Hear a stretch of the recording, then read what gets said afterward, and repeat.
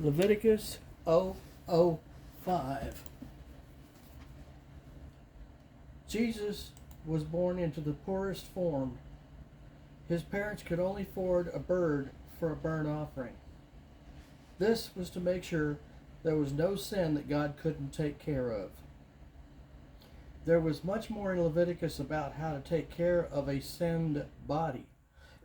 Since we are covered by our Lord, I invite you to read the book if you are interested, as these sessions are about things that need focus. Sin is a perfect analogy for leprosy, a small patch of faulty skin that grows quickly on the body.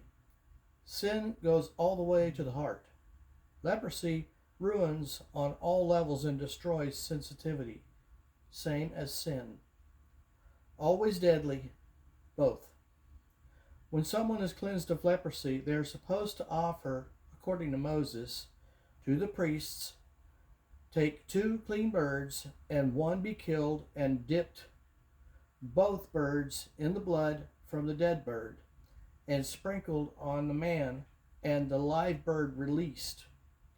The live bird represents a do-over, a fresh start. Hebrews would shave after a cleansing. It will be representing a start over. A good representative of cleansing of sin is a barbershop in town. Had an owner named Dave and his wife named Grace. A man went in to have a shave. Dave was out doing errands, so Grace ended up giving him a shave. The next day he woke up and no stubble. This was cool. The next day he woke up and still no stubble. This was worth the price. The next day he woke up and no stubble. He became curious. The next day no stubble, so he went back to the barber shop, and there was Dave. He asked about the magic potion Dave used to keep his hair from growing and explained what happened. Dave replied, "That's easy. You were shaved by Grace, and once shaved, always shaved." Now back to reality. The birds for cleansing was a representation. The live bird with the blood of the dead bird sprinkled on it, once released, would fly away as if to heaven. In other words, much like Jesus, with the blood of the covenant sprinkled on him, would ascend to heaven and present your blood to the Father, who would announce you clean. The leper shall be cleansed as a priest. The leper shall be cleansed as a priest placed his hand on the right ear, right hand, and right big toe, what I hear and feel and where I walk. It's not how high you jump, it's how straight you walk when you land.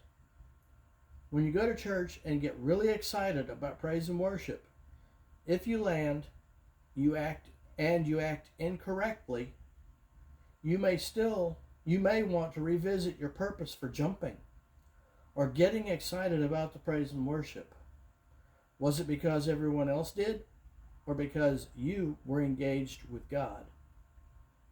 How you walk after you worship God, how you live each day. Don't follow their Bible tracks until you can follow their foot tracks. Are their footsteps in line with God? There is a lot about Leviticus that deals with becoming defiled by contact, and something that I feel it would be better if you read it, as this is not supposed to be a replacement, but instead possibly a support. Use this as you see fit. My blessings come from reading it. One of the biggest reasons why God said don't eat whatever was because FDA, E. coli, and other food poisons were unknown. God blessed us with the discovery of mold and its production of penicillin, which is a modern medicine that Moses and them didn't have. To isolate this issue, God said, don't eat. As a New Testament believer, eat as you will. Even Paul said this, Romans 14, 13 through 18. Circumcision is to be dealt with if you are Jewish and only if you are Jewish. Acts 15:1-29. Being saved in reality is a state of being and not a request. You can't find being saved in the Bible. What you find is being born again. You don't ask God to save you. This phrase is stated so God will know that your intent to act as a child of God. He has already done everything else, and now He opens up the ability for you to start receiving blessings on earth. God is a vocal God. God will tell you, since you don't pray for whatever, I don't know what's on your heart. Whenever, even a broom closet, quiet praying, God still wants to hear your intent. God, save me, is your intent on changing your way of acting. Being baptized is an outward declaration of your change of state of mind. Deciding to act as a child of God, or being Christian or Christ-like. The declaration is showing to others of your changing your state of mind.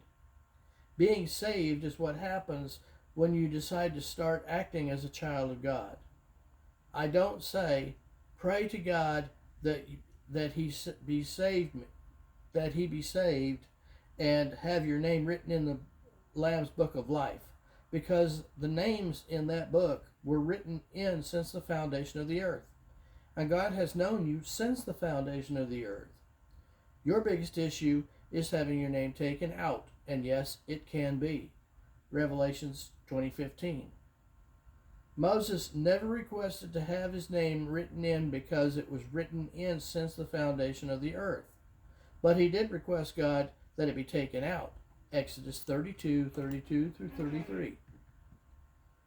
There is a point in Exodus that there is a discussion about extreme unclean of leprosy. When they speak of this, they call it a discharge or pus from the leprosy. I have heard so many believe that this discharge, meaning sexual, it is not. I have also heard about the preaching of the seed sent to the ground and the man being killed. He is killed because he didn't want his seed going into the woman repetitiously. God killed him because the requirement of the Jewish procedure about carrying on their lineage as a requirement, should the first husband die and his brother take over the offspring need. The mention of semen onto the ground shall have everything washed, including the person, because no sin has been committed. There is a discussion of the woman's cycle in chapter 15, but I won't deal with it because it deals with how Jesus dealt with it back then. It doesn't apply anymore. I mentioned it on the man because the people abuse Leviticus 16, or abuse reading it will get you to understand Judaism. As far as being saved and receiving God's blessings, this section doesn't apply to us today.